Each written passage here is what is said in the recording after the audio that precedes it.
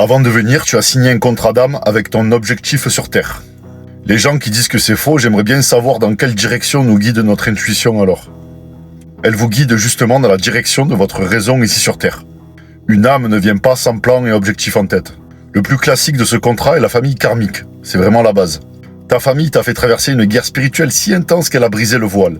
Et maintenant, tu les vois enfin pour ce qu'ils ont toujours été. En grandissant, tu as probablement cru que le problème c'était toi. Et ce n'était pas un hasard, c'était voulu.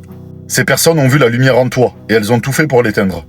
Elles t'ont manipulé, elles t'ont fait du gaslighting, elles t'ont pris comme un bouc émissaire. Elles ont tout fait pour te faire croire que tu étais le problème. Puis tu as compris une chose essentielle. Le simple fait d'être né dans cette famille était déjà une initiation. Naître dans ce champ de bataille spirituel était un terrain d'entraînement destiné à développer ton discernement.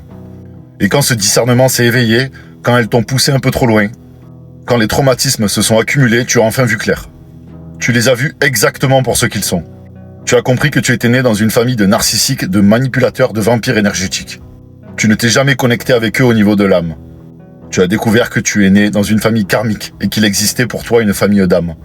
Et une fois les leçons apprises, une fois la guérison entamée, tu peux aller vers cette famille d'âmes et l'attirer à toi. Mais beaucoup de personnes restent coincées dans leur famille karmique parce que la matrice nous a conditionnés à croire que le sang c'est sacré. Et que peu importe les abus, peu importe les traumatismes, il faudrait rester. Alors, elles restent parfois toute leur vie. Mais toi, tu as guéri. Tu as compris que tu étais choisi pour briser une malédiction générationnelle. Alors, tu as fait le travail. Et aujourd'hui, tu peux aimer ces personnes à distance. Sans les laisser dans ton énergie, sans les laisser te vider.